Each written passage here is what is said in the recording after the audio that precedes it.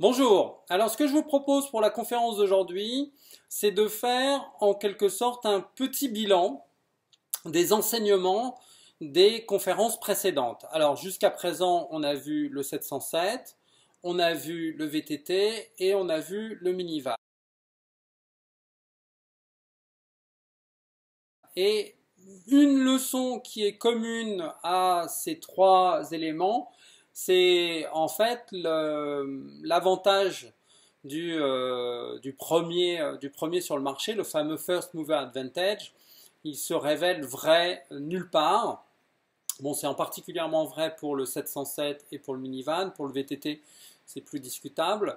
Mais en fait, à la place du First Mover Advantage, on devrait dire the Right Mover Advantage, c'est-à-dire le premier qui fait correctement. Ça, c'est la première. L'autre leçon importante, c'est que les avancées techniques ne sont pas vues par les leaders du marché.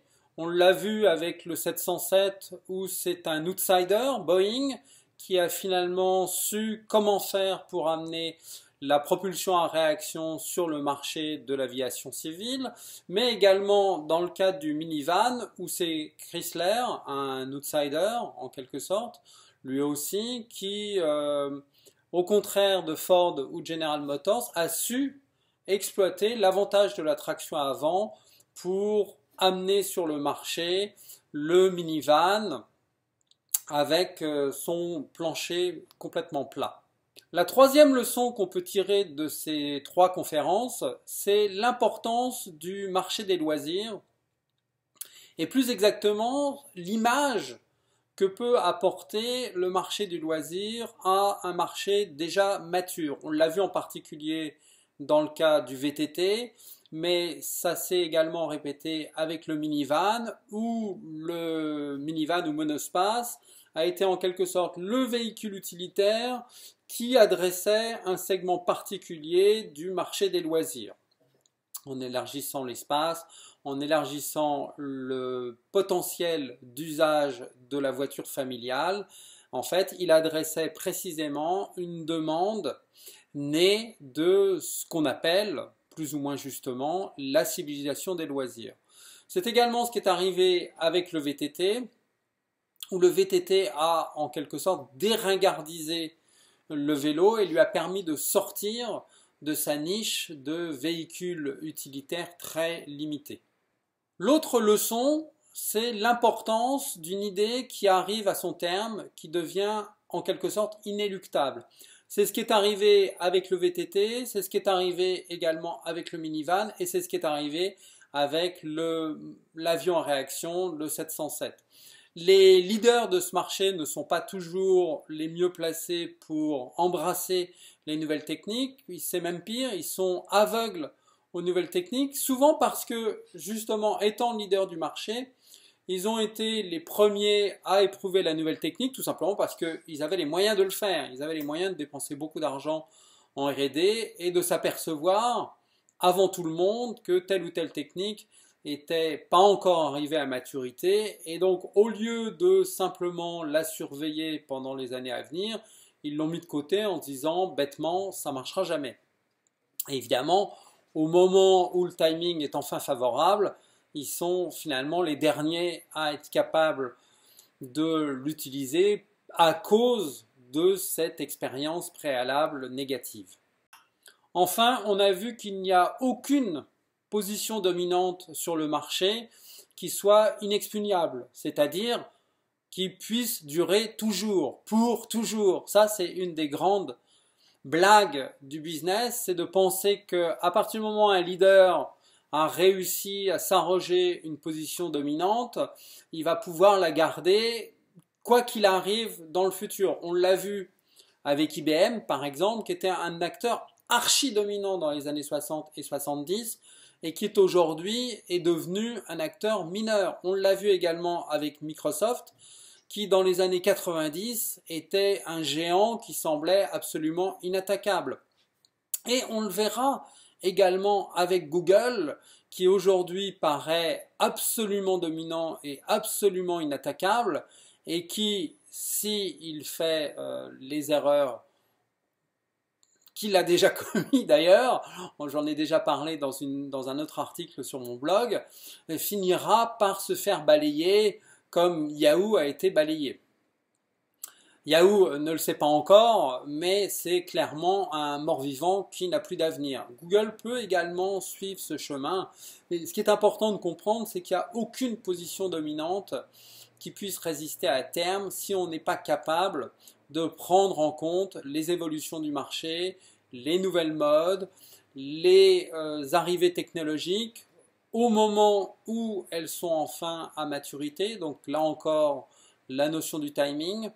Tout cet ensemble, toute cette combinaison fait qu'un leader reste bien ancré sur son marché ou au contraire s'en fait progressivement expulser. Jusqu'à présent, j'ai voulu m'appuyer sur les succès significatifs afin d'en extraire les leçons, les règles qui font qu'un projet est un succès ou un échec. Mais il y a aussi à apprendre beaucoup, bien sûr, on va continuer ensemble à analyser des succès significatifs, mais aujourd'hui, dans ce petit bilan, je voudrais également creuser avec vous un échec significatif. Il s'agit du Newton d'Apple, qui a été en quelque sorte un ancêtre de l'iPad. En 1993, John Sculley, qui était alors PDG d'Apple, a lancé le Newton. Et malgré beaucoup d'efforts de la part d'Apple, ça a été un échec, et même on peut dire un échec retentissant. Alors pourquoi ça n'a pas marché alors que c'était une innovation intéressante sur bien des points et qu'aujourd'hui on peut considérer que l'iPad est un successeur du Newton? Eh bien tout d'abord parce que le Newton était en quelque sorte en avance sur son temps, en avance sur son marché et en avance sur la technique. En avance sur son marché, tout simplement parce qu'il n'y avait pas eu de précédent, il n'y avait pas eu la première vague qui permet d'éduquer le marché, d'éduquer les acheteurs potentiels de façon à ce qu'ils aient un comparable et qu'ils aient l'idée du concept. Ensuite, en avance sur la technique. Et ça, c'est une erreur facile à commettre. En quelque sorte, il faut qu'un leader, pour s'imposer en créant un nouveau marché, soit suffisamment audacieux afin de présenter un produit qui soit suffisamment en avance pour faire la différence. Le problème, c'est que là, c'était trop en avance, en particulier au niveau du logiciel de reconnaissance d'écriture. La technique d'alors ne permettait pas de faire un logiciel qui soit suffisamment performant en dehors des démonstrations qu'on faisait pour vendre. Dans le monde réel, on s'apercevait que le taux d'erreur, le taux d'échec de ce logiciel était beaucoup trop important pour être considéré comme opérationnel. Aujourd'hui, on ne fait plus de reconnaissance d'écriture, non pas parce qu'on ne saurait pas le faire, aujourd'hui sans doute qu'on a la puissance suffisante pour le faire et le recul suffisant pour le faire, mais tout simplement parce que de moins en moins de gens ont recours à l'écriture manuscrite, parce qu'ils se sont habitués à utiliser tout type de clavier, y compris avec des logiciels qui reconnaissent à l'avance le type de mots que vous êtes en train de taper. Donc, il n'y a plus besoin de faire ça. C'est peut-être un raccourci un peu abusif d'attribuer l'échec du Newton à une avancée technologique qui n'était pas encore prête, mais il est clair que dans cet échec significatif, il y a beaucoup de ça. Dans l'échec du Newton, on reconnaît beaucoup des éléments qu'on a déjà identifiés dans nos conférences précédentes. Par exemple, le First Mover Advantage, qui là était pleinement attribué à Apple, finalement ne lui a servi à rien. Le Newton a permis d'éduquer le marché, mais en fait c'est le Palm qui en a profité. La leçon essentielle du Newton, c'est que justement, une fois de plus, le First Mover Advantage est un mythe. Par contre, le Right Mover Advantage est bien réel. Et on l'a vu également dans le cas d'Apple, avec l'iPad plus de 10 ans après, où cette fois, Apple n'était pas le premier à proposer une tablette numérique avec écran sensible. mais ça a été le premier à le faire correctement sur tous les aspects. Donc une fois de plus, on s'aperçoit que l'avantage technique n'est rien s'il n'est pas utilisé intelligemment et pour fournir un package qui apporte effectivement quelque chose aux utilisateurs. Si on veut être plus précis sur cette notion de package, on peut dire que l'écran tactile de l'iPad, c'est la touche et l'élément de la recette qui détermine le succès final exactement comme la traction avant a permis de proposer un minivan ou un monospace qui était pile qui permettait de faire la différence, à savoir une architecture avec tout à l'avant qui dégage complètement le plancher plat, qui favorise ainsi l'habitabilité et la modularité. L'écran tactile, c'est la même chose. C'est l'élément qui permet un usage plus facile de la tablette numérique.